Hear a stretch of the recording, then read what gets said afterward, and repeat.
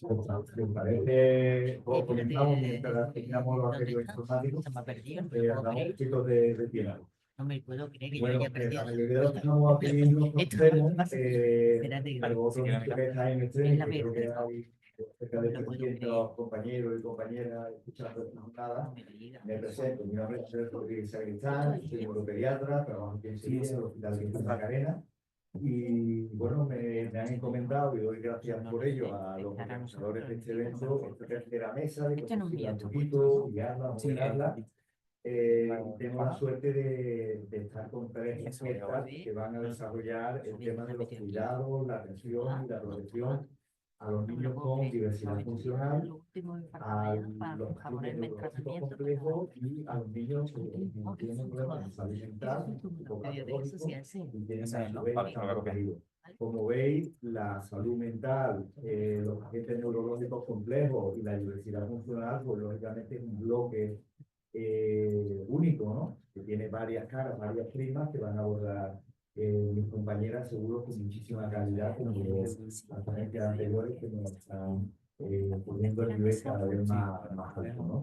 A mi derecha será la primera, Eva Jiménez, la que va a empezar con el tema de violencia y diversidad funcional.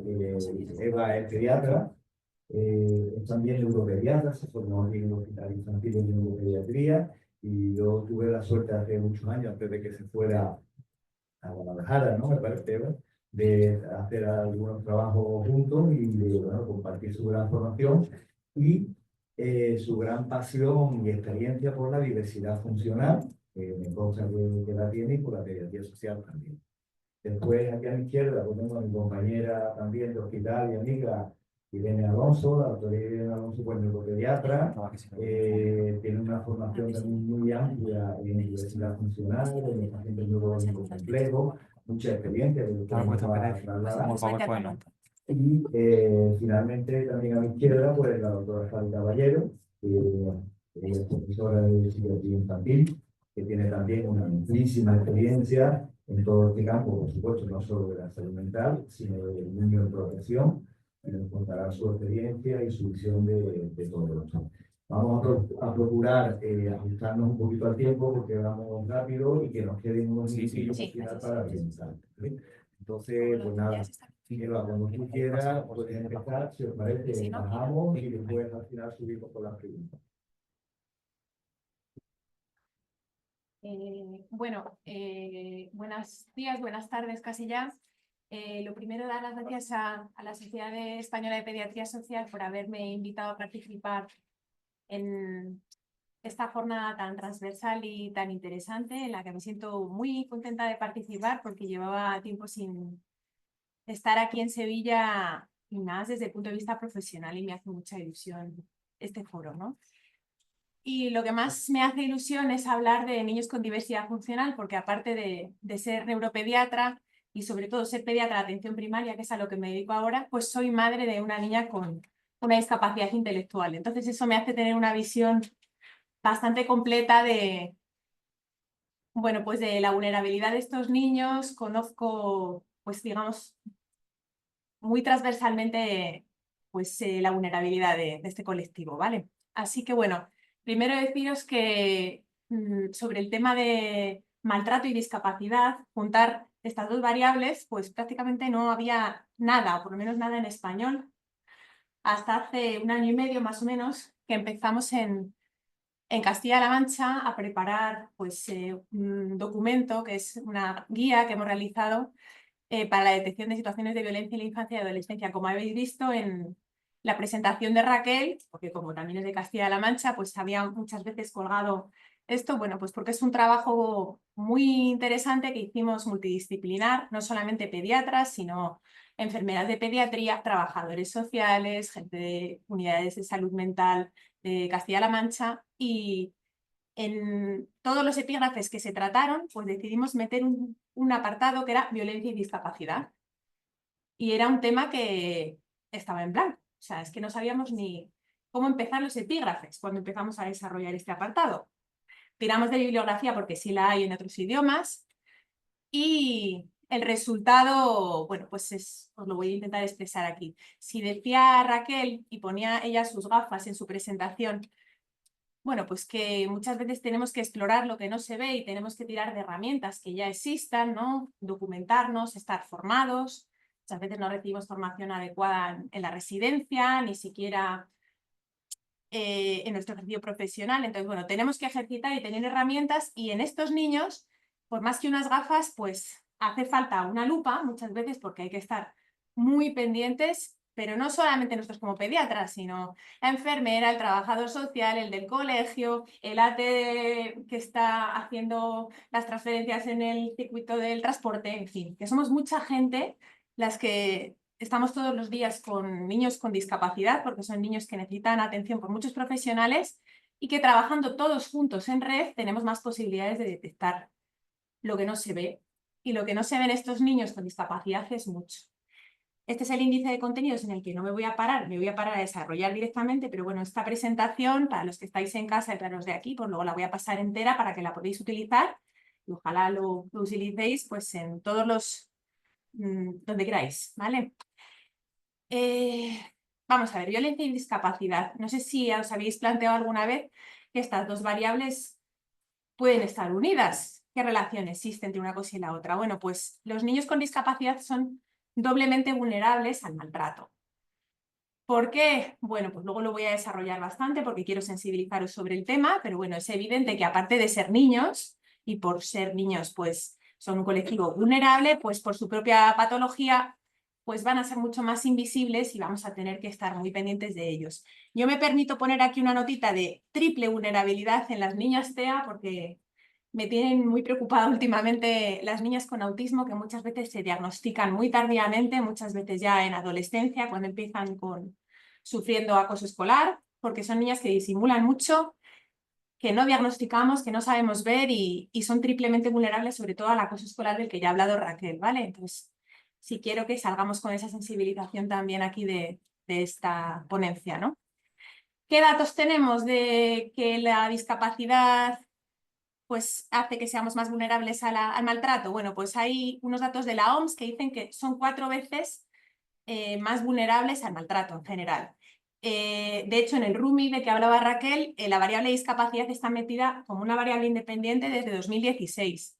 Y, sin embargo, solamente el 3,7% de las notificaciones que se hicieron vía RUMI en 2022 eran en niños con discapacidad. Es decir, pues lo que hablábamos antes, que están infranotificados dentro de que encima son un grupo de más riesgo, ¿vale? Entonces tenemos mucho trabajo que hacer y una obligación legal e imperativa en la que luego me pararé un poquito más, y tenemos que tirar por mucho de habilidades y de herramientas como las que vamos a desarrollar. Los niños con discapacidad, por un lado, pueden ser víctimas de maltrato, es en lo que más me voy a parar, pero es verdad que, lo hemos hablado toda la mañana, muchas veces la discapacidad es consecuencia de la violencia sufrida, desde una violencia prenatal que nos puede condicionar todo nuestro desarrollo neurobiológico hasta una violencia emocional sufrida en los primeros días, una falta de apego. Todo eso va a tener consecuencias en la edad adulta. Entonces la discapacidad también muchas veces es consecuencia, y muchos niños que veamos con discapacidad pues van a tener unos antecedentes de maltrato. Y a veces también son victimarios. Está escrito que los niños con discapacidad intelectual, luego los adultos a veces pues son más frecuentemente abusadores sexuales. Bueno, quería que vierais los 3 escenarios, pero yo sobre todo me voy a parar en lo que es los niños como víctimas, ¿no? Los niños con discapacidad. Es una niña que llegó al hospital en una de mis guardias.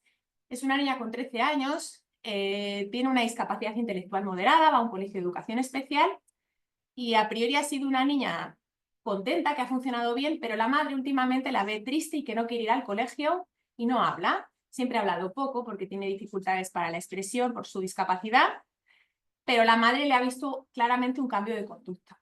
Y entonces, preocupada, va a su pediatra a priori hace una anamnesis general, una exploración, no ve nada, y la madre, que sigue con la mosca detrás de la oreja porque ve que ha habido un cambio en su hija, tiene una amiga que es ginecóloga, que está de guardia el día que yo estoy de guardia, que le hace una exploración ginecológica que no le había hecho su pediatra, y se encuentra pues que tiene datos la niña de de que ha tenido ya relaciones sexuales y que además ha sufrido abuso. Rascando parece que ha sido en el entorno escolar, de momento pues no había habido notificación, en fin, que esto es una realidad muy triste, pero que existe y esto es la punta del iceberg. Habrá tantos otros niños que sufran que no lo sabemos, ¿no? Vamos a ver, nosotros como pediatras pues tenemos que estar muy atentos a los cambios de conducta y para ello tenemos que conocer a los niños. Entonces, me voy a parar luego en eso bastante, en que creemos listas de problemas en nuestros pacientes, en nuestras consultas. ¿Por qué los niños con discapacidad sufren más maltrato que el resto de los niños? Por un lado, por su propia discapacidad. No sé si os habéis parado a pensar que pues, un niño con discapacidad muchas veces pues, tiene una falta de inhibición social, tiene un umbral de dolor alto. Por ejemplo, los niños TEA muchas veces pues, tienes que hacerles algo gordo para que expresen dolor. A veces, por la discapacidad, pues tienen dificultad para distinguir lo que es una interacción correcta con un igual o con un adulto. Muchas veces tienen dificultades en expresar lo que tienen cuando no tienen lenguaje. La propia discapacidad, que esto es un hecho, muchas veces pues tienen síntomas que nos pueden falsear y pensar que realmente podemos interpretar, por ejemplo, un niño TEA que está más nervioso y que tiene un trastorno de conducta, y lo que puede pasar es que está más nervioso y tiene síntomas de ansiedad porque está sufriendo maltrato. Muchas veces pensamos que están nerviosos porque son TEA y vamos escalando de medicación, por ejemplo. Pero a lo mejor ha habido ese problema de conducta y ese cambio en ese niño, pues detrás tiene un problema de que está sufriendo algún tipo de abuso en clase o por los padres. A veces pues interpretamos unas autolesiones o unas heteroagresiones en estos niños como que son parte de su patología. Dices, bueno, es un discapacitado y se golpea la cabeza. Bueno, pero es que a lo mejor antes no se la golpeaba, ¿no? Entonces tenemos que tener claro que tenemos que saber cómo son esos niños previamente. Eso tiene que estar registrado en algún sitio para que nos demos cuenta de los cambios. A veces los niños con patología crónica compleja pues son tan complejos que muchas veces se mezclan y podemos confundir pues, síntomas de sus enfermedades, por ejemplo, una fractura patológica en un niño inmovilizado, pues puede ser una fractura patológica porque tiene osteoporosis o puede ser por un maltrato, ¿no? Está muy descrito, luego, aparte de lo que es en sí la discapacidad, que hay diferentes tipos de maltrato más frecuentes según la patología, la discapacidad que tenga el niño. Entonces, voy a parar un poco porque creo que es muy interesante. Nosotros nos llama mucho la atención cuando preparamos esto. Por ejemplo, los niños con dificultades para expresar verbalmente pues o tienen problemas de comunicación sufren más frecuentemente maltrato emocional. Los niños con trastornos de conducta y TDAH también sufren mucho maltrato psicológico, muchas veces por los padres, que les machacan mucho porque no entienden su enfermedad, muchas veces por los profesores, muchas veces por los iguales, porque son diferentes. Me paro otra vez en las niñas con TEA que me tienen frita. Todos esos niños con discapacidad intelectual leve, pues muchas veces sufren mucho acoso escolar. La violencia física es más típica en niños con comportamientos desafiantes, en TDAH, porque muchas veces pues, nos faltan herramientas como padres, como cuidadores en manejarlos y muchas veces actuamos de modo violento con ellos. Los grandes discapacitados físicos pues muchas veces tienen muchos cuidadores y muchas veces sufren maltrato físico.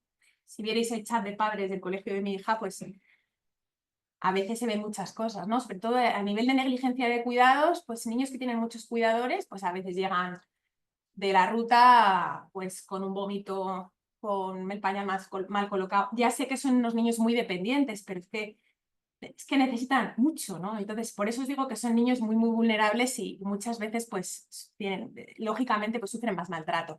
La violencia sexual es más frecuente en niños no verbales que, lógicamente, no saben decir lo que les pasa, como Irene, niños con discapacidad intelectual, con problemas auditivos. La hipoacusia es un factor de riesgo para el abuso sexual. Niños que van a aulas de educación especial, esto me horroriza, que parece que están más protegidos en educación especial y lo que hemos leído es que no. En fin, los niños con patología crónica compleja tienen mucho riesgo de negligencia y la verdad es que en todos los grupos el maltrato institucional es muy frecuente, que luego hablaremos un poquito de ello. ¿Por qué más estos niños son vulnerables? Pues aparte de por su propia discapacidad, porque las familias de estos niños pues tienen unos estresores muy diferentes que las que tenemos el resto de padres. a veces pues tienen unas expectativas o una información sobre la enfermedad de sus hijos irreal y ello pues les hace no entenderles o pensar que hay una cosa que pueden hacer y no hacen. No aceptan la discapacidad y pues machacan mucho a los niños. Muchas veces son familias con mucha sobrecarga física, emocional, niños con muchas hospitalizaciones, con mucha necesidad de cuidados, progenitores con mucha sobrecarga económica, increíble, muchas veces por el material ortésico, pues, sobre todo los niños crónicos complejos inmovilizados necesitan muchísimo dinero, muchas terapias, muchos padres han dejado uno de trabajar para atender al hijo y todo eso pues al final genera unas dinámicas familiares diferentes. No son unos padres normales de la consulta, son unos padres sobrecargados, muchas veces aislados. Hay muchos niños que están mucho tiempo en casa y solamente van en horarios fuera del colegio y que son los únicos que pueden visualizar aquello y el resto del tiempo pues no vemos lo que hay. Muchos padres se autoaíslan porque tienen unos niños con unos TEAs muy complicados que prefieren no salir porque les da vergüenza. Y bueno, pues el estrés de esos padres muchas veces también les hace tener enfermedad mental, tomar psicofármacos, en fin. Entonces, todos los factores habituales que están descritos como clásicamente como factores de riesgo en general en todos los niños, pues aquí se ven acentuados. Luego, como os he dicho, el tipo de escolarización también puede influir, la violencia institucional, que muchas veces está relacionada también con el sitio donde uno viva. No es lo mismo pues un niño TEA que puede verse en una unidad específica, amigable, esas que hay en Madrid, impresionantes, donde los niños tienen profesionales muy sensibilizados, todo está lleno de pictogramas, pues a muchos niños de nuestras realidades que les tenemos mareados de una consulta a otra, que te toca el que te tocó, que muchas veces no tiene ningún interés, que te pide una prueba para alargarte de la consulta. Entonces, bueno, creo que tenemos una labor muy importante como pediatras y como profesionales de la salud en evitar esto en este grupo. Y el ámbito rural, pues lógicamente, en general, es un factor de riesgo porque les induce a aislarse más. Hay esperanza. A ver. Esto tampoco éramos muy conscientes antes de prepararlo, pero hay una cosa muy definida, que es que cuando un niño tiene dictamen de discapacidad, esa etiqueta, que a veces como padres pues es dura de asumir, ¿no? Y que necesita varias consultas para que te lo vayan diciendo, ¿por qué no solicita? Tal? Es una etiqueta protectora, así que no tengamos miedo en derivar a estos niños a centro base para que soliciten discapacidad cuando lo necesiten, porque cuando un niño tiene un dictamen en el colegio y en los entornos donde está, este niño se ve con otros ojos, sobre todo en escolarización ordinaria, tenemos muchos niños en integración y cuando hay un dictamen, pues estamos más pendientes de ese niño, hay más profesionales que lo atienden, y normalmente tenemos otra mirada. Lo otro, podemos decir que un niño es pesado, un niño raro. Esos niños sobre todo son muy sensibles al maltrato emocional y institucional también, ¿eh? Entonces, ojo con los niños sin diagnóstico y con las niñas TEA más. ¿Qué podemos hacer nosotros desde el entorno de la primaria, ¿no? Y de la especializada, como pediatras que estamos aquí también de especializada? Bueno, pues tener una sistemática de trabajo. Yo os pongo aquí la diapositiva, pero me voy a centrar en el checklist que va después. Pero sobre todo sí que pararme en que nosotros tenemos que hacer una anamnesis muy dirigida de estas familias y de estos niños, conocerles, hacer una buena historia clínica, registrar, porque ese niño lo puede ver luego otra persona, pues si tiene autolesiones, si tiene heteroagresiones, si es un niño que no tiene expresión verbal, qué hace cuando se frustra, dejarlo todo anotado. Porque ese trabajo previo nos va a ayudar mucho después a identificar cuando hay un cambio, pues tener una situación basal, ¿vale? La exploración física debe ser completa, programada e incluyendo genitales. Yo no sé, pero yo esto no lo hago nunca, ¿no? Entonces, fíjate, Irene, ¿no? Esta niña, pues a lo mejor si en esa consulta, que encima ya no era una consulta programada previa, sino era una consulta por un problema, pues yo no sé, a veces como que no exploramos los genitales, ¿no? Ya sé que tenemos 10 minutos por paciente, te cuenta la madre mil cosas a lo mejor, pero bueno, que tengamos esa sensibilidad de hacer visitas completas, con exploración física completa, incluyendo genitales en estos niños. Y va a haber una serie de indicadores que normalmente en todos los niños, pues sabéis que están las lesiones centinela de maltrato, no nos hemos parado, ¿no? Pero sabemos todos clásicamente que son más o menos pues, una fractura de tal tipo, unas lesiones en fondo de ojo, pues sabemos que son típicas de maltrato y se nos enciende la bombilla, ¿no? Pues en los niños con discapacidad nos hemos atrevido a poner unos indicadores específicos de violencia que nos van a llamar la atención como profesionales. Bien en el colegio, bien en la consulta, si vemos datos de malnutrición en un niño que necesita ayuda para alimentarse, signos de deshidratación directos o indirectos, a veces simplemente están estreñidos porque no beben agua, tienen la lengua pastosa, a veces no retiran los pañales que están prescritos y solo utilizan 3 al día, o vienen con unas lesiones, una dermatitis en el área del pañal, vienen, ¿eh? Entonces, pues que tengamos esa sensibilidad de estar pendientes de si ese niño lo están tratando bien o está pudiendo sufrir una negligencia de cuidados. Que el niño, los padres no retiren la medicación que tienen pautada, por ejemplo.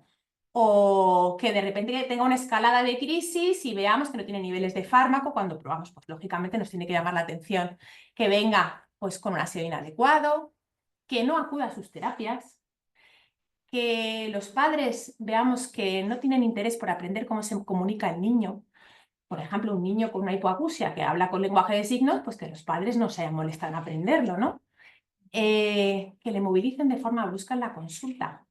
Porque muchas veces estos niños, pues por su patología, porque no nos podemos comunicar bien con ellos, a veces pues los padres no desarrollan vínculos correctos con estos niños y eso se ve en la consulta. Podemos ver que hay un problema de apego y es un indicador de riesgo. Que le hayamos derivado para solicitar discapacidad, dependencia y no, varias veces lo habíamos dicho y no lo habían pedido. Esto pasa muchísimo en primaria. Pues también estar pendientes, etiqueta protectora. Que estén escalando excesivamente en medicación. A veces un adolescente decía, bueno, es que son problemas de conducta típicos del adolescente.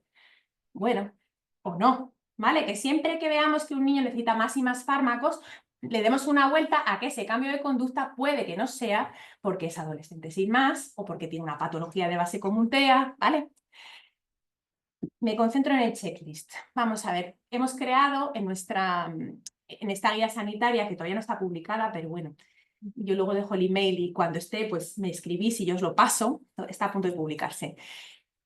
Un poco a nivel práctico, ¿qué tenemos que ver como pediatras y como equipos de atención primaria en el día a día de estos niños? Primero, realizar visitas programadas de seguimiento. Ya no solo el programa de salud infantil, todos sabemos cómo va el programa de salud infantil. Bueno, pues a lo mejor en un cuadro muy leve pues te da tiempo, pero en general necesitamos hacer visitas programadas, donde nos citemos a esa familia en 20 minutos, donde podamos explorar a esa familia, sus expectativas, si conocen la enfermedad, si saben que estos niños son más vulnerables al maltrato y tienen que estar más pendientes, si tienen solicitada discapacidad, dependencia. Quiere decir, hace falta pararnos y hemos dicho que hacer exploración sistemática con genitales. Crear listas de problemas. Es interesante, pues eso, que esté registrado en la historia clínica que un niño, por ejemplo, pues inmovilizado por una parálisis cerebral, pues tiene riesgo de osteopenia para que luego podamos interpretar una fractura correctamente. Que derivemos al centro base para solicitar discapacidad, porque hemos dicho que el dictamen es protector a la hora de ponernos lupa todos los profesionales que atendemos al niño. En niños no verbales debemos registrar en la historia qué hacer cuando se frustra. Todos estos niños, por muy Robin Hood que seamos nosotros y muy bien que trabajemos, hay que derivarlos al trabajador social. No nos creamos que, no, yo le digo cómo se deriva, cómo se solicita la discapacidad o la dependencia. No, los trabajadores sociales hacen mucho más que nosotros, porque para eso están formados y van a detectar, aparte de si estas familias están solicitando los recursos, van a valorar factores de riesgo sociofamiliar y van a hacer una atención pues mucho más completa que la que nosotros podemos hacer. Debemos descartar déficits sensoriales, que muchas veces pues estos niños con discapacidad asocian también pues, déficits auditivos o problemas visuales, pues que no se nos olvide como pediatras que les derivemos alegremente al otorrino para unos potenciales, a oftalmología, porque no podemos sumar problemas y es un dato de buen trabajo por nuestra parte. Educar desde nuestra consulta en el buen trato a estos niños y a sus familias, dándoles tiempo, siendo respetuosos, hablándoles directamente a los niños, que muchas veces no tienen cuadros tan graves o, aunque los tengan, merecen que nosotros pues les sonriamos, les tratemos con cariño, les coloquemos en la camilla con cuidado, porque eso también es un modelo de buen trato y los padres pues aprenden también de cómo lo hacemos nosotros. Si lo hacemos bruscamente, pues ¿qué les vamos a pedir a ellos, no? Educar a la familia en que su niño tiene 4 veces más riesgo que el resto de los niños en sufrir maltrato, que ellos lo sepan, que estén muy pendientes, no importa que sean pesados. Es normal que estos padres sean pesados, porque es que tienen más riesgo sus hijos. Derivar a las asociaciones de pacientes, anotar en la historia quiénes son los terapeutas de atención temprana cuando son pequeños y luego en el colegio quién es su profesor, quién es su tutor y planificar con ellos reuniones de coordinación.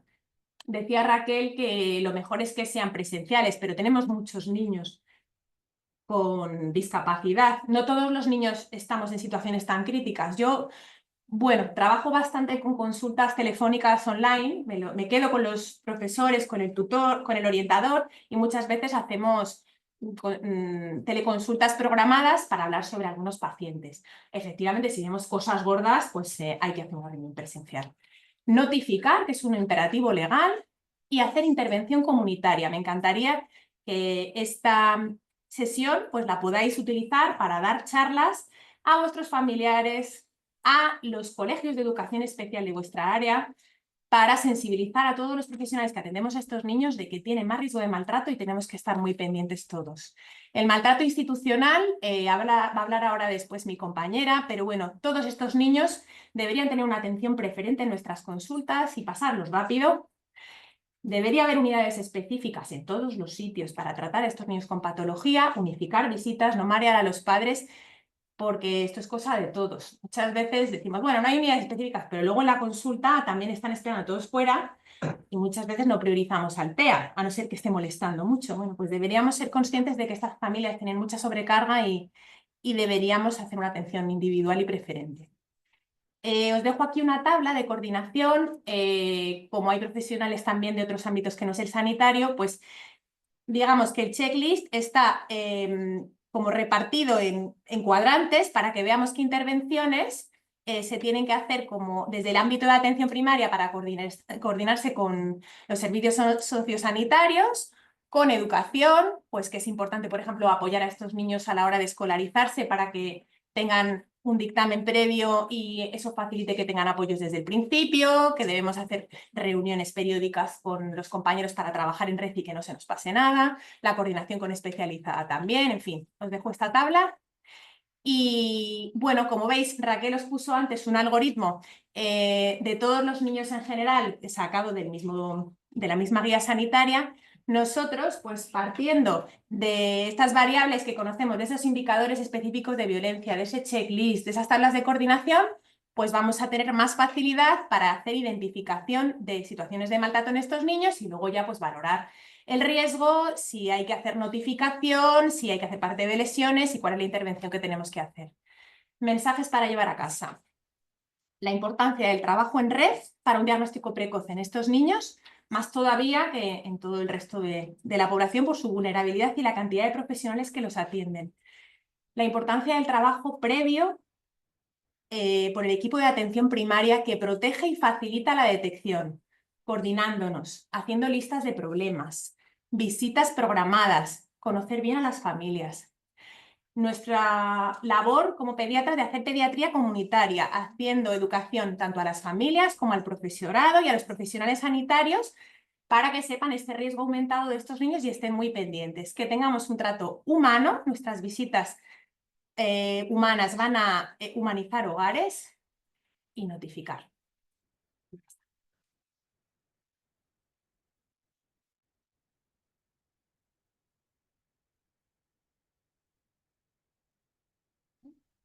Bueno, buenas tardes a todos. En primer lugar, me gustaría dar las gracias al comité organizador por invitarme a esta reunión y poder compartir con todos vosotros nuestra consulta multidisciplinar de pacientes neurológicos complejos. Aquí os presento una guía de la charla. Lo primero que voy a introducir es que es un niño crónico complejo, aunque todos lo sabemos. A continuación veremos en qué consiste nuestra consulta y por qué nace esta iniciativa. Luego veremos cuáles son las patologías más frecuentes que atendemos y los principales trastornos asociados. Y finalmente concluiremos con la opinión de los padres y con unas ideas para llevar a casa. Pues bien, el niño con patología crónica compleja se puede definir como aquel que presenta dos o más condiciones complejas de salud, es decir, una afectación multisistémica, cuya evolución va a ser crónica o se prevé una duración prolongada. Según los autores, pues sería más de 6 o 12 meses, que van a presentar reagudizaciones que van a provocar un deterioro progresivo de su capacidad funcional y una disminución de su autonomía. Muchos de estos niños van a depender de dispositivos o de tecnología para mantener sus funciones vitales, como puede ser una traqueotomía, un botón gástrico, y además van a tener una serie de necesidades cambiantes que va a hacer necesaria la utilización de distintos niveles asistenciales, tanto sanitarios como sociales. La categoría crónica más frecuente es la neurológica, pero dentro de este grupo de crónicos complejos también estarían los cardiópatas, los procesos oncológicos y últimamente se habla de un último grupo que son los prematuros con sus complicaciones. Pues bien, ¿en qué consiste nuestra consulta? Como hemos visto, el paciente neurológico complejo presenta una mayor fragilidad y complejidad médica que la población general. Puesto que son muchas las alteraciones que estos niños van a sufrir a lo largo de su vida, como veis en la diapositiva, también van a ser numerosos los distintos especialistas que van a estar encargados de su seguimiento. La superespecialización es fundamental para el óptimo tratamiento de nuestros pacientes. Es imposible que un único médico sepa en profundidad de tantos campos de la medicina. El problema de la superespecialización es que podemos perder la visión global del paciente y con ello su abordaje integral. Además, estos niños pasan largos periodos de hospitalización y cuando por fin consiguen irse a casa, pues tienen muchas revisiones médicas con los distintos especialistas, de manera que están todo el día yendo y viniendo del hospital. Pues de ahí nace nuestra consulta. Nuestro objetivo es que el niño sea el centro de nuestra asistencia. En vez de que los padres se tengan que desplazar durante varias semanas o varios días a los distintos especialistas, somos los diferentes especialistas los que nos vamos a reunir un día en torno al niño. Y entre todos, cada uno desde su campo del conocimiento, pues tomar decisiones conjuntas. Pues como una imagen vale más que 1000 palabras, aquí os presento a todo nuestro equipo. Esta es la sesión multidisciplinar que hacemos antes de la consulta y aquí nos reunimos todos los especialistas que estamos encargados del seguimiento de los 5 niños que ese día vienen a consulta. Como veis, están representadas todas las subespecialidades pediátricas junto con paliativos de Virgen del Rocío. Nos acompañan los compañeros de rehabilitación, de trauma, de la unidad de disfagia y foniatría y nuestra psiquiatría infantil. Y también quiero destacar la presencia del equipo de trabajo social, de farmacia y de nuestra psicóloga clínica que están presentes durante la sesión. A continuación, cada niño va a pasar una consulta única de especialidades pediátricas junto con psiquiatría infantil y con psicología clínica. Digestivo, respiratorio, neurología y nuestro referente de pediatría interna, que es la doctora Risquete, que veis aquí en primer plano, estamos siempre presentes en la consulta. Y después, en función de las circunstancias de cada niño, pues estará el endocrino, el nefrólogo pediátrico, etc. La psiquiatría infantil ha sido una incorporación del último año y ha sido un gran acierto, porque vimos que casi el 80% de nuestros niños presentaban algún tipo de trastorno de conducta asociado a su patología de base.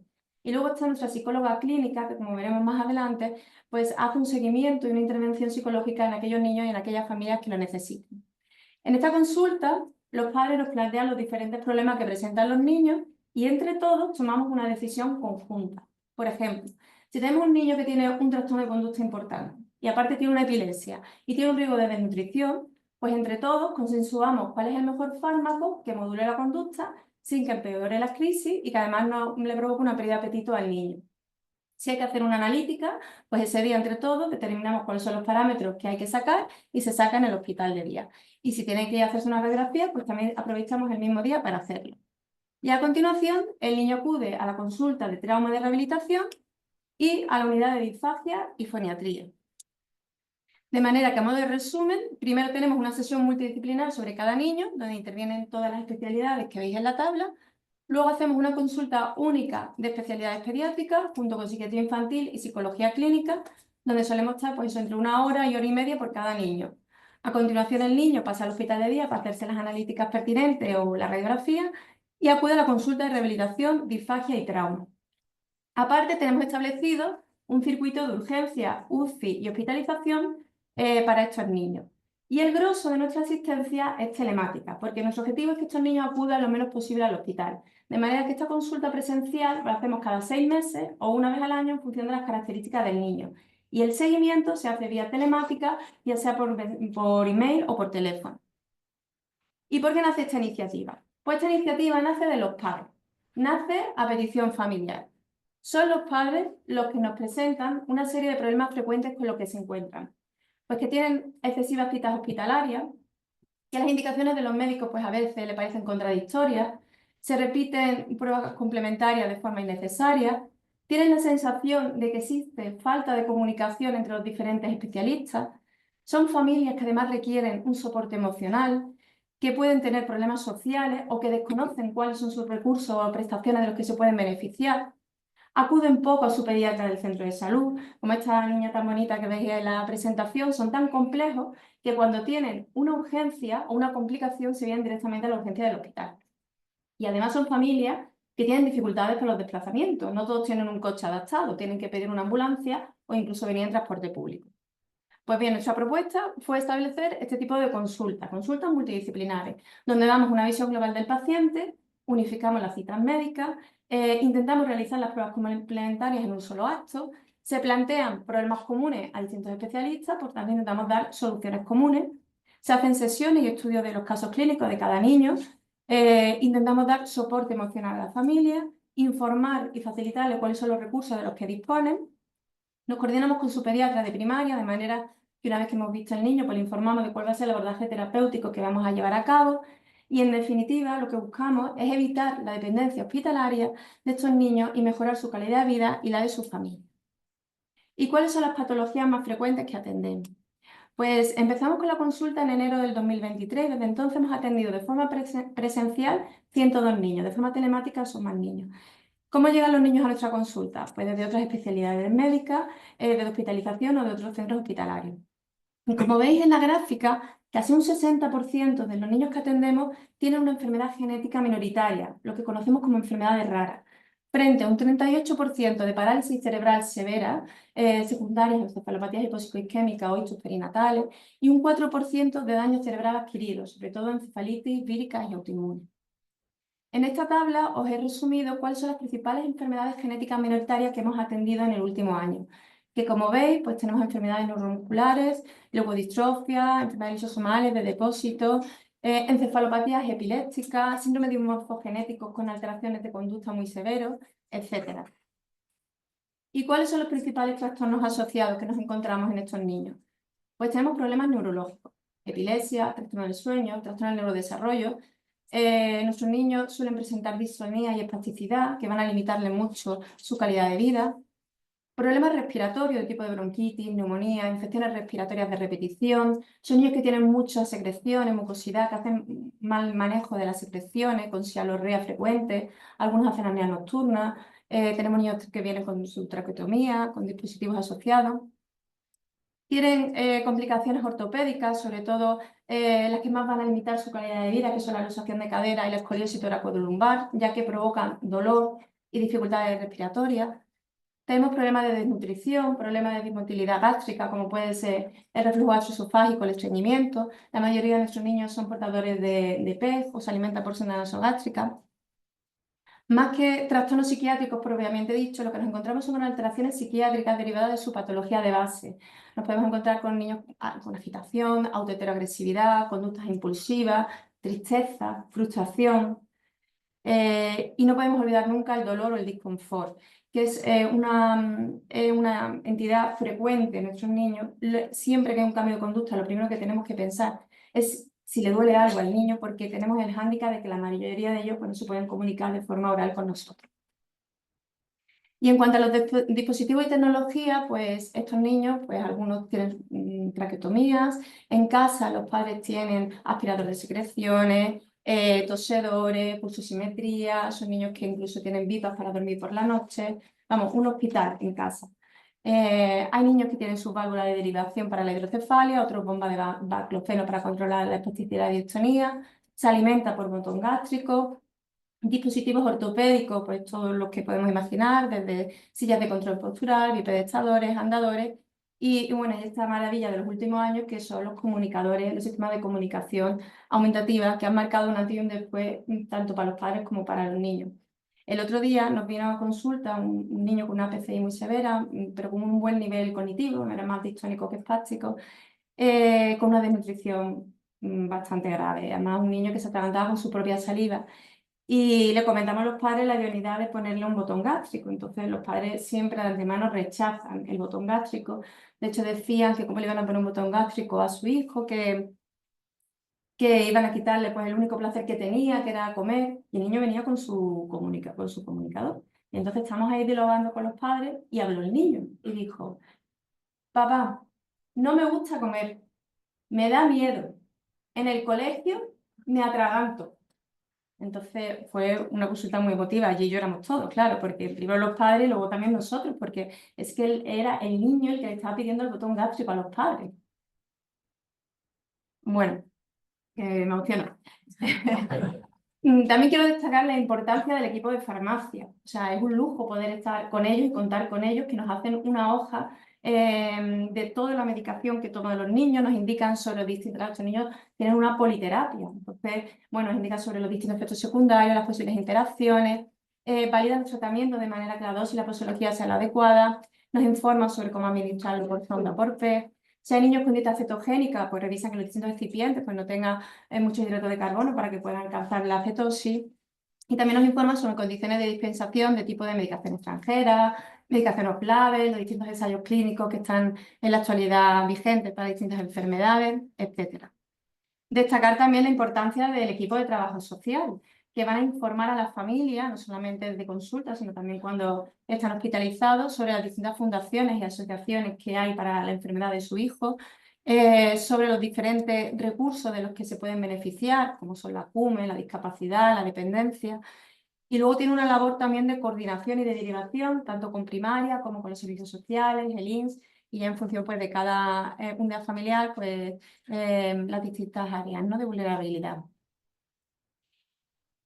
Y aquí, bueno, me quiero parar un poco porque, como todos sabéis, la familia es la pieza fundamental en el abordaje de un niño con una patología crónica compleja. La aceptación de la discapacidad es un proceso, no se produce de la noche a la mañana. Y estas enfermedades suponen una gran exigencia para la familia, porque en los primeros años los padres tienen que sobrellevar el duelo del diagnóstico, que a veces tarda en llegar, junto con la incertidumbre del pronóstico de qué va a ser de mi hijo y la aceptación de la discapacidad. Pero es que a medida que estos niños crecen, aparecen otros problemas que van a ser también asumidos como pérdidas por la familia. Pues que el niño no camina, que no puede hablar, que se alimenta por un botón. Entonces, mantener el equilibrio para la familia no es fácil, sobre todo cuando tienen más hijos a los que atender y cuando la responsabilidad de cuidado recae más, a lo mejor, en el padre o en la madre. Por eso nosotros, cuando iniciamos la consulta, que la tenéis en la fotografía, nos acompaña desde el principio nuestra psicóloga, la doctora Velo, que después de hacer una evaluación psicológica sobre cuáles son las alteraciones conductuales o emocionales que pueda tener el niño o la familia, va a hacer una intervención, no solo con el niño, sino también con esos padres y con los hermanos. Siempre acordarnos de los hermanos, que son los grandes olvidados en estos pacientes. Y no solamente desde consultas, sino también cuando estas familias tienen que hospitalizar porque hay que operarles una cadera o una espalda, pues hace un acompañamiento de la familia, de manera que se sientan siempre acompañados. Y además se coordina con el equipo médico, de manera que no solamente atendamos la parte médica, sino que veamos al niño y su familia como un conjunto, ¿no?, como una única entidad. ¿Y qué opinan los padres? Bueno, pues los padres están muy contentos. Aquí os he puesto algunos comentarios que nos han llegado. Por ejemplo, de redes sociales, que ponía: hoy quiero felicitar a mis doctoras del Hospital Virgen Macarena y de Paliativos de Virgen del Rocío, quienes hicieron posible una cita multidisciplinar para mí. Esa cita consiste en reunir a los médicos de las diferentes especialidades en una misma consulta, para evaluar a cada paciente de forma integral. Gracias por esta iniciativa. O esta otra madre, que es muy cariñosa, que escribió también, esto también fue en redes sociales, puso: ha sido una impresión al llegar al área de pediatría. Uf, había todo un equipo de médicos especialistas esperándonos. Vamos, como si me hubiese tocado la lotería. La madre, cuando llegó a la consulta y nos veía ya todo, se puso a llorar. Se puso a llorar.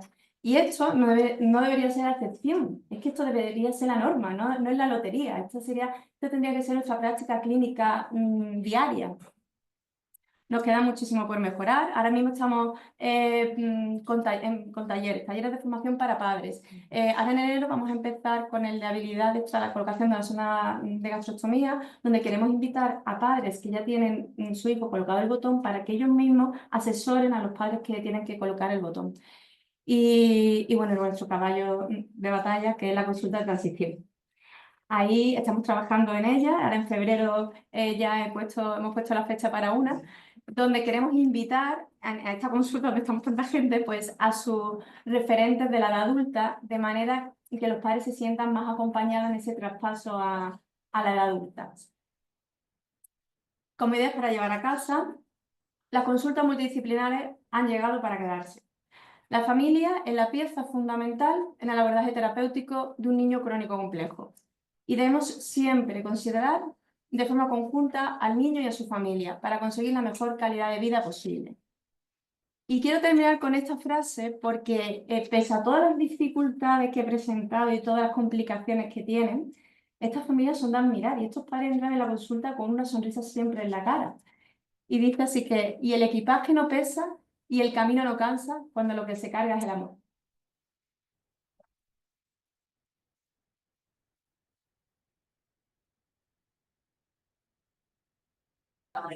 Hola.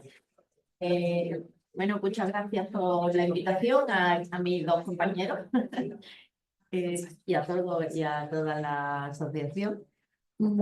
Yo voy a hablar de cosas de lo que conozco, de muchas de las cosas que habéis dicho. Bueno, yo las vivo. Yo lo que pasa es que yo me llevo muy bien con todos los pediatras de mis niños y son fantásticos, ¿eh? No tengo ningún problema con ninguno y además llamamos por teléfono y hablamos y nos repasamos, vamos, que esas cosas existen, aunque penséis que no.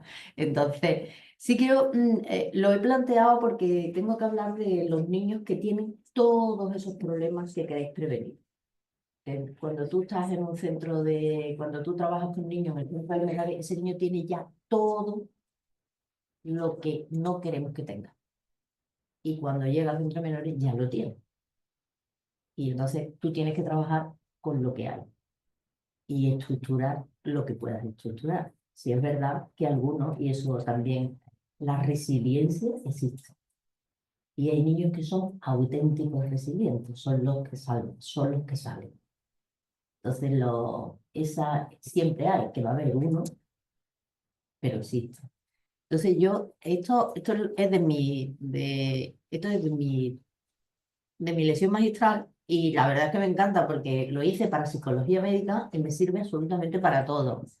Esto es ay, vaya por Dios, ahora yo que iba a chulear. Entonces, es como digamos un poco nos planteamos que era como el átomo, es decir, nosotros lo que tenemos son los factores psicológicos, biológicos y sociales. Al final, eso es un equilibrio, una red entre las cosas negativas, desde los factores biológicos, el psicológico, el social, y las positivas. Y el juego ese juego continuo que tenemos todos y que te permite que tú puedas mantenerte, que a veces vas hacia un lado y a veces vas hacia otro, pero que tú juegas a mantenerte en equilibrio. Los niños también lo hacen y los niños muchas veces lo hacen a pesar de sus padres, por lo cual ya hemos ganado, y a pesar de sus profesores, que también los hay. Y a pesar de sus compañeros, que eso es Aquí alguien decía que el problema era los TEA, yo los tengo, me llevo muy bien, las TEA niñas las identifico, pero yo no soporto. Mi gran problema es el bullying, porque yo vivo el bullying diariamente. Y ese para mí sí que es un sofocón. Entonces, bueno, eso es un poco para verlo. Lo habéis planteado. Él lo ha señalado ante todo el sistema ACE sobre cómo hacer cómo hace todo desde el histórico, desde el trauma previo, la concepción y todas las cosas que se van acumulando. Hay un modelo, este es muy acumulativo y de hecho lo habéis planteado, yo voy a ir rápido porque lo habéis visto, todos los riesgos personales, los 10 tipos que se había. Lo que sí cuando trabajamos mucho con los niños en la adversidad no es sumatoria. La adversidad sumatoria es lo último. La adversidad es un riesgo en un momento determinado. Y un niño que tiene un riesgo de adversidad antes de los 3 años va a quedar marcado. Si tú tienes ese mismo riesgo de adversidad a partir de los 3 años, podrás o no podrás liderarte, pero tienes posibilidades. Pero si lo haces antes de los 3 años, aunque tengas solo un tipo de adversidad, sí va a tener una repercusión posterior en tu vida, en cualquier, y sobre todo, y en mi experiencia lo veo cognitivamente. Es decir, se va a afectar función ejecutiva, se va a afectar atención, se va a afectar memoria, se va a afectar control de impulso. Es decir, eso es lo que más se nota en los primeros 3 años ante cualquier sistema de adversidad, no sumatorio. El sumatorio lo que va a dar más gravedad, pero no va a dar el riesgo fijo y permanente que da ese primero. Estos son, ese modelo que os estoy enseñando, este es el modelo que se está haciendo actualmente, no sumando, sino que se están haciendo modelos generales donde se dicen, bueno, un niño puede tener poca adversidad y no va a tener muchos problemas, y si os fijáis, en un niño de poca, están todos los mecanismos que funcionan. Un niño con una disfunción familiar ya tiene más riesgo de adversidad en todo, hay cada uno de los puntos. Uno de los puntos que para mí es importante, porque además es lo que yo veo más, los padres que fallan, los padres que no están, el padre que ha muerto, el padre que se ha ido, el niño que no tiene padre. Ese es el mayor riesgo para los niños menores de 3 años. Se van a quedar marcados. Y también en los niños que tienen la pérdida del padre de 6 a 9. En ese momento hay una pérdida que sí va a quedar marcado posteriormente. La pobreza familiar, fijaros el índice, lo he puesto porque se ve cómo toca todo, o sea, se va afectando y se van acumulando sobre un factor específico, y la adversidad global, que es la suma de todo, que es un poco que ya también lo habéis visto, cómo se... Entonces, al final, los niños de acogida que nosotros valoramos en un centro de menores, pues tienen todo eso.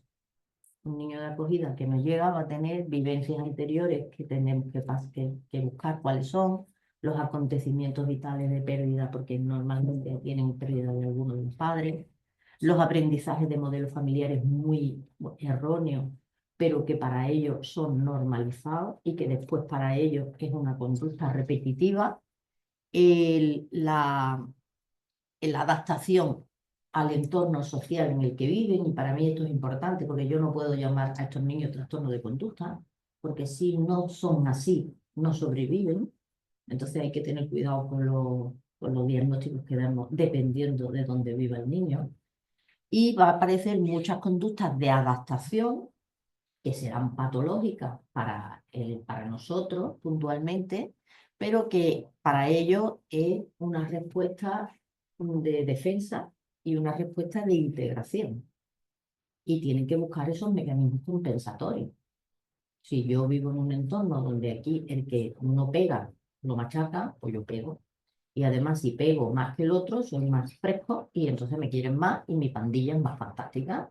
Y entonces yo soy el rey, es decir, yo tengo más estado de ánimo, tengo más confianza en mí mismo, tengo más seguridad. Es decir, que todo lo que es negativo en otro entorno, en este entorno, no es necesariamente negativo.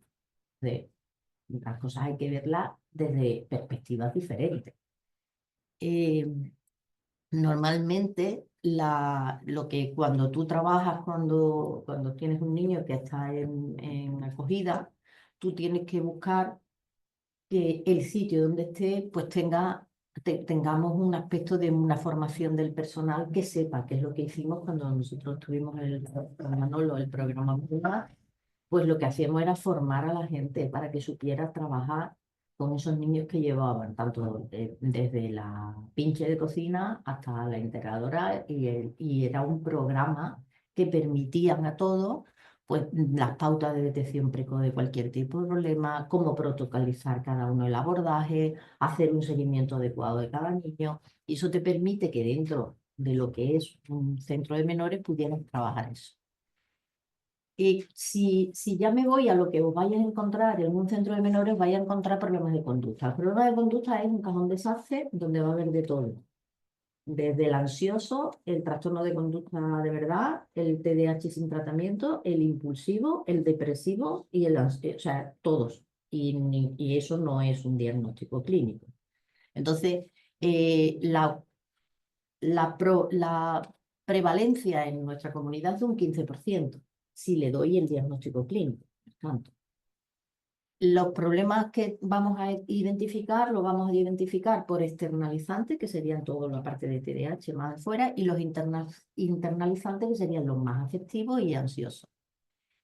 Para nosotros separar uno y otro es muy complicado, porque yo no tengo un niño que es puramente externo y puramente interno. O sea, un niño depresivo con 12 años va a ser un trastorno de conducta, un impulsivo, agresivo, mentiroso y tiene un cuadro depresivo tan grave como el niño de 9 que está en la cama llorando y que no quiere comer y que no quiere salir. Y tienen el mismo cuadro depresivo, con una expresión diferente, pero el mismo cuadro depresivo, lo cual todas estas situaciones las tenemos que valorar. Y en un contexto de menores que estén en un centro, pues esto es como bastante complicado. Los trastornos de conducta, este fue un informe que hice yo para el Consejo de Asuntos de Menores. La prevalencia en niños es del 6 al 16% en los servicios de protección y el 2 al 9% en niñas. ¿Cómo es el curso de los trastornos de conducta en general y la aplicación? Bueno, el 70% de los niños van a tener mal pronóstico, porque iban a evolucionar a una personalidad disocial. Un 20% le va a desaparecer el trastorno en la vida adulta, al inicio de la adolescencia, van a desaparecer, tendrían más que ver con el contexto de esa impulsividad hormonal típica de la adolescencia, y un 20% restante va a depender de su familia. Y va a depender de la repercusión escolar, la familiar y la social. Entonces, este niño de conducta en un entorno escolar, que muchas veces lo que hacemos es que lo que hemos hecho es meterlos en centros de FP básicos, que en el momento que no dependan de estudiar, sino de hacer cosas, van a encauzar y van a disminuir todo. Y si vuelven con estructuras familiares más adecuadas, pueden encauzarlo. Pero entonces, si os fijáis, nos vamos a meter en un grupo de un 40% que pueden salir. Y ese 40% es el que hay que apostar. Hombre, podemos apostar por los demás, pero los demás lo van a tener un poquito más complicado. Pero por lo menos el siguiente. Fijaros la diferencia, esta es la prevalencia de los trastornos disociales. Ya estoy hablando de un trastorno de conducta disocial puro, es un diagnóstico clínico, ¿eh? En salud mental infantil es un 27% y un 5% de trastornos disociales emocionales, que son cuando tienen conducta, pero en realidad lo que hay es un cuadro depresivo posterior, y por eso llamamos emocionales, porque hay pérdidas y hay situaciones previas. En los servicios de protección de menores, a mí me llamó mucho la atención, un 10% son disociales. Fijaros que en la población general es un 27%, en los servicios de protección es un 10%. Sin embargo, los trastornos disociales emocionales es un 34%. Es decir, muchos de los que van a los centros de menores al final tienen más cuadros emocionales y depresivos, pero con una sintomatología claramente conductual bastante agresiva. Y en educación, pues nos vamos a encontrar problemas de conducta casi de un 20% que no tienen diagnóstico, y en servicios sociales, cuando no en centros de menores, sino en servicios sociales, tenemos un 10% de niños con problemas de conducta que no le dan ningún tipo de diagnóstico. Con lo cual, si os fijáis, estamos en una población que pocas veces la estructuras adecuadamente y que muchos se nos escapan. De hecho, el mayor problema que tenemos es que los que detectamos bien son los de salud mental infantil, que lo diagnosticamos en la escuela. Si es muy malo, lo echan. Si algunas veces lo derivan, otras veces los padres, aunque lo deriven, no van a ningún sitio, y como decía ella, van al pediatra, pero la madre no le dice al pediatra que el cole le ha dicho que lo mande a psiquiatría o que lo valoren. Es que no. Y los servicios sociales, prevención y familia se llevan el resto sin poder hacer un diagnóstico y un tratamiento adecuado. Y esta es una realidad. No quiero amargaros el día, pero esta es la realidad. Entonces, Nosotros lo que buscamos cuando trabajamos pues son todos los factores que pueden tener el niño, los predisponentes, los de mantenimiento y cuáles serían sus factores de protección. Y esos factores de protección son los que con los que trabajamos en menores. Entonces, ¿qué es lo mejor que hace? ¿O qué es lo que mejor puede hacer? Y brindamos todo para darle ese apoyo. Es decir, hay gente que es muy lista, pues le vamos a favorecer. Hay gente que es torpe, pero es muy manual, pues tiene que trabajar con aspectos mecánicos más específicos para desarrollar. El hecho de estar en un centro de menores y poder ayudar a los compañeros crea una unidad familiar que emocionalmente también les puede ayudar a salir. Es decir, todos esos elementos tienes que, no son de manera natural, sino que tienes que trabajarlos dentro de los centros. Una característica en el desarrollo, sí, una característica en el desarrollo infantil es el maltrato en la infancia, que es que nosotros decimos, cualquier experiencia puede dar lugar a cualquier cosa. Es decir, nosotros tenemos multifinalidad. Cualquier experiencia pueden llevar a diferentes resultados y es posible que tengáis muchas cargas genéticas que tienen solo un resultado. Es decir, que al final esto no es tan fácil ni tan estructurado. Esto es lo que nosotros vimos en el proyecto Painar, que coincide con todo lo que hay en los porcentajes, y es que los síntomas conductuales que teníamos en los niños, si veis, los niños nacionales, el 47 y el 47% era emocional, el 55% tenían problemas de conducta, tanto en niños como en niñas. Estaban muy afectados con respecto al grupo. Voy a pasar toda la parte de los problemas que influyen, porque que la habéis contado todo, y este es un poco el patrón que nosotros hacemos para trabajar, por si os sirve. Pensamos en la conducta paterna, tipo de consistencia, si están separados, si tienen control o no. En el ambiente familiar, si hay conflicto, si hay no satisfacción materna o no hay cohesión. Y si hay retraso en el cole, si tiene problemas de lectura y si tiene problemas en el CI. Entonces, el desarrollo académico, el ambiente familiar y las conductas paternas te van a dar una estructura que va a generar muchas veces el síntoma de trastorno de conducta y los síntomas depresivos. Y siempre se van a relacionar con su entorno social. Este juego, tú lo que haces es cambiarlo y modificarlo para darle los puntos que le faltan. Es decir, si yo tengo un padre con conflicto, tengo que trabajar ese conflicto, y si se tienen que separar, que se vayan. Porque prefiero que estén separados que en un mundo peleándose. Y si no hay satisfacción, pues tenemos que trabajar en la situación en esa familia. Si tengo, y cuando yo tengo las conductas paternas, cuando son las separaciones, si el que se va no funciona o el que se queda no funciona, pues el otro que tendrá que asumir su papel. Aquí esto de estas cosas. Y cuando tú coges a los padres, yo no veo a los niños solos, yo veo a los niños con los padres. Y los niños con los padres acogidos. Y los niños lo hemos visto con los psicólogos y con los que estén. Y eso, igual que vosotros hacéis, nosotros lo hacemos con la familia. O sea, yo tengo que trabajar con lo que hay y se lo digo delante del niño. O sea, el niño sabe, bueno, te estás portando mal, qué es lo que pasa, qué es lo que no quieres de él y al revés. Es que es la única manera de que la estructura familiar en niños de estas características funcione y en los niños no ya de estas características.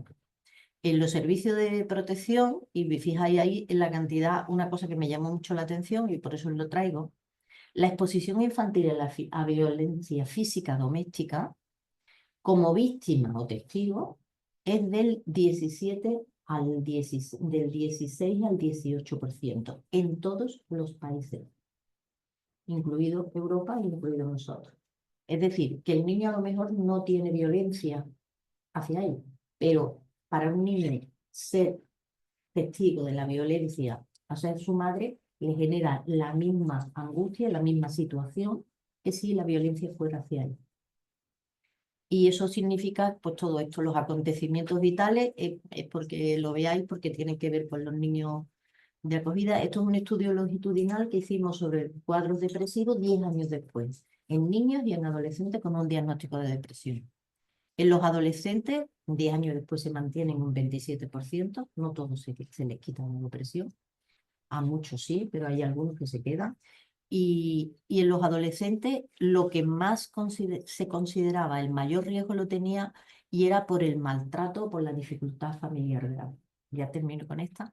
Y en los niños lo que más afectaba en mantener el cuadro depresivo 10 años después era el abuso sexual. Estos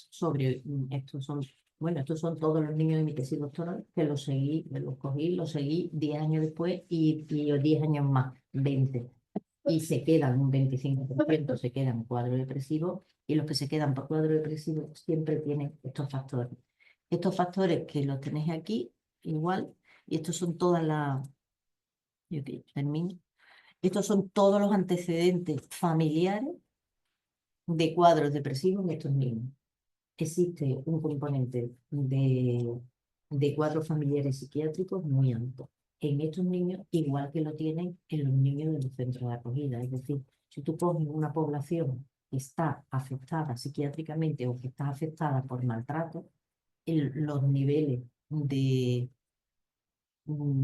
riesgo son muy altos, tanto genéticos por los antecedentes familiares, como por el ambiente de maltrato. Y yo creo que eso lo habéis dicho muchas veces, pero es que esto es una realidad medida. Así que muchas gracias.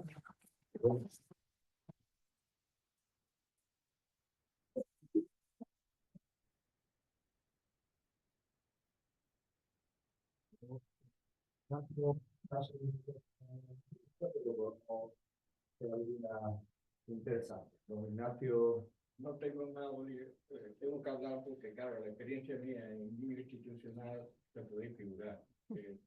13 años de toda la Casa Cuna, programa de institucionalización, y en el Consejo, que siempre estaba en la mesa el tema de salud mental infantil. Hace falta que quede claro a nivel de la sociedad y a nivel de los políticos, hay que educar a los políticos sobre la importancia de 0 a 3 años. Tú lo has dicho, cuando se hace programa preventivo después es tarde. Ahora mismo, concretamente, el Colegio Aranpuro, que es de alta adversidad, la población es gitana, 100%, por los padres se ha ido, tiene un equipo de profesionales de educación extraordinario. Están reclamando hace años, yo estoy dando la lata continuamente a la Consejería de Educación, que pongan las escuelas infantiles allí para trabajar en esta etapa de 0 a 3 años. El otro día la directora general me mandó, Ignacio, ya parece ser que en el presupuesto del año que viene va a estar incluido la atención en este tema. El otro día tuvimos una reunión de la Consejería de Salud y la Consejería de Igualdad, que iban conjuntamente, menos mal que se van poniendo de acuerdo, sobre el tema de los niños de protección. Entonces, en esa reunión, yo dejé muy claro en el sentido de que los niños de protección necesitan una respuesta de salud mental con programas específicos. No puede pasar lo que Manolo está aquí y Fali también, lo que pasó con Painar, que también lo hice allí. O sea, Painar estaba funcionando y estaba funcionando muy bien. Y entonces dije, ¿por qué en 24 horas llegó la orden de una sabia directora, no era directora, una jefe de servicio, que la bloqueó en 24 horas? Que recordará Manolo que nos dejaron a nivel presupuestario unos problemas mortísimos. Y entonces cuando yo fui a protestar a la directora general, me dice, no, ese no hay problema, eso se encarga de salud mental. Y entonces yo llamé a la Consejería de Salud, oye, ¿ustedes saben que se va a hacer cargo de esto? ¿Nosotros? Y eso es lo que queda. Y otra cosa, que ya para terminar, que también Mofali estará de acuerdo, que no mezclemos los niños de protección con el problema de la migración. Son dos poblaciones distintas. Se están mezclando y eso no es. Y eso también es una de las cosas que hay que tener muy en cuenta. Y ya me callo. interesante. A ver, Yo quería felicitar a todos los miembros de la mesa y a las mesas anteriores. Voy a extender, después tengo todas las conclusiones de y haré algunas consideraciones. Pero todos los temas que se han tocado fuertemente en lo anterior y en esta mesa en particular, que lo que voy a centrar, pues creo que todo es, forma parte de lo que yo llamaría la nueva pediatría social. Es decir, tenemos que poner encima de la mesa estos temas sin volver a refugiarnos sobre el tema del maltrato, sino que dar una visión de buen trato y Entonces, lo de Eva me parece extraordinario. Yo tenía noticias por Raquel de lo que había hecho ahí en Castilla-La Mancha, y creo que es muy interesante. Y tú además tiene una posición ahora muy importante como presidenta de la sociedad de primaria ahí, y aparte de ser pediatra de base, creo que y ese enfoque yo creo que lo veo perfectamente conectado desde, con primaria y con pediatría social. De acuerdo 100%. El tema de mi amiga Irene, pues igual, ellos han cogido todos los cuernos, eso no lo quiere nadie, no lo quería nadie. Entonces, dos elementos fundamentales. Uno, lo que estoy haciendo está muy bien organizado, y cada vez vaya a tener más niños, porque nosotros estamos consiguiendo en un país del primer mundo, entre comillas, que no se nos mueren los niños, pero van a durar mucho tiempo en esas condiciones. Y algo importante que tú has dicho, el tema de la que yo ya lo he repetido hasta la saciedad, las consultas de transición. Los pediatras estamos obligados a potenciar las consultas de transición. Es decir, cuando el niño se va con 12, con 13, 14 años y ya lo ve el médico de familia, el médico adulto, esa transición tiene que programarse, porque si no la familia se queda huérfana. Y es el mismo niño además que te lo reclama. Hay niños que nos vienen a la consulta con 16 años. Yo quiero que tú me sigas viendo. Tú me has visto de que era chiquitito, ¿no? Eso genera una... Y finalmente el tema de Fali, hemos trabajado juntos muchos años. Eso fue una canallada. Una canallada, independientemente de a nivel institucional. Yo como director de la Fundación Contra la Leche lo pasamos mal, porque y tuvimos... No es fácil y créanme, echar a 20 profesionales a la calle, ¿sabes? Porque nosotros, yo estaba como con Fali, estábamos como los bicheadores estos que van buscando los que juegan bien al fútbol, yendo por los campos. Fali y yo fuimos por todos los campos de fútbol y nos trajimos, no quiero parecer inmodesto, a las mejores y mejores psicólogas clínicas, a los mejores psiquiatras, y teníamos un equipo que prácticamente en España, vinieron gente de Madrid, ¿te acuerdas? A ver cómo funcionamos, y de Canarias y tal. Y cuando llevamos 4 años funcionando a plenitud, pues aquello se desmonta, como ya han dicho, en 24 horas, ¿no? Después la Fundación ha cogido otros derroteros, pero sigue siendo una asignatura pendiente. Los niños del sistema de protección son los niños que están en peores condiciones, porque son el retrato del fallo de todo, de la familia, de la sociedad, de las instituciones. Niños donde ha fallado la adopción probablemente, donde ha fallado el acogimiento familiar, y han quedado en un centro. Ya no serán grandes centros, son pequeños centros. Entonces tenemos que acostumbrarnos también a visualizar esos niños como niños de altísimo riesgo, y acostumbrarnos a las consultas pediátricas a que nos hagan un tipo, una tipa, que sea con un niño, y bueno, ¿y usted quién es? Yo soy el educador. Pero es que al día siguiente, cuando viene la consulta, viene otro distinto. Y después viene otro distinto. Entonces, todos los sistemas de vínculo, aquí se han hablado perfectamente esta mañana, tienen una singularidad tan peculiar y unas cosas que efectivamente, pues, tenemos que acostumbrarnos a... Entonces, tenemos la obligación, y con esto acabo, desde la Sociedad Española de Pediatría Social, de formar a los compañeros en estas cuestiones. Porque yo me recuerdo cuando nosotros en pediatría, en las clases de cuarto, hablamos de este tema, pues yo en el tema 70 del programa, le insisto, aunque a ustedes les parezca esto raro, el día que ustedes se sienten en una consulta como pediatras o como médicos de familia, le va a llegar un niño que no va a ir con su padre y su madre, va a ir con un educador, y tienen que conocer por lo menos el alcance, ¿no? Pero en cualquier caso, felicidades a la mesa. ¿Alguna otra pregunta o...? Muy breve. Muy bien. Un comentario, una especie de conclusión después de lo que habéis dicho. Y es que cuando el ambiente adverso que está viviendo la infancia y tal, produce una serie de síntomas en el desarrollo o en la expresión psicológica de su conducta, esa clínica, esos síntomas, tenemos que dar la vuelta, los que somos pediatras de atención primaria de hospitales, los que somos clínicos asistenciales, puramente asistenciales, y tomarlo como indicadores de sospecha. Quiere decir, tenemos que decir que los que tienen esos niños, esos síntomas, los niños que tienen esos síntomas, tenemos que introducir en el diagnóstico diferencial la posibilidad de que estén sufriendo alguna forma de violencia o alguna forma de privación. Y una pregunta muy breve, si quieren me la contesta ahora o luego, a Irene, porque ¿qué tipo de dificultades, de obstáculos habéis tenido para formar esa consulta unificada? ¿Y qué apoyos Hombre, lo más difícil de la consulta es coordinar a tantos especialistas. O sea, es un trabajo complejo de casa, de muchas tardes organizarnos. Ayuda, bueno, la buena voluntad de todos los especialistas que estamos y que tenemos la consulta. Pero sí es más el problema, es más coordinación que otra cosa, porque luego es tanto lo que hemos ganado, ya no como médicos, de aprender del que tienen sentado al lado y ver una visión global de cada niño, que a mí, ya no solo lo que ayudemos a los padres, sino como profesional, yo creo que ahora soy mejor neuropediatra que antes. Voy a apostillar una cosita, Irene, al hilo de tu pregunta. Ahí hace falta, lo primero, un liderazgo claro que mueva todo esto. Eso lo ha llevado Irene desde hace un par de años que empezó a trabajar en esto de una manera contundente. Desarrollar un buen equipo que hay en el hospital, lógicamente, y compañeros suyos de todas las especialidades. Pero ese liderazgo es la clave del éxito de todo esto. Requiere voluntad, esfuerzo, horas de trabajo y bueno, los resultados ahí están, ¿no? Yo solamente quería preguntar, ¿y por qué no queréis subir a los 18? Oye, nosotros ya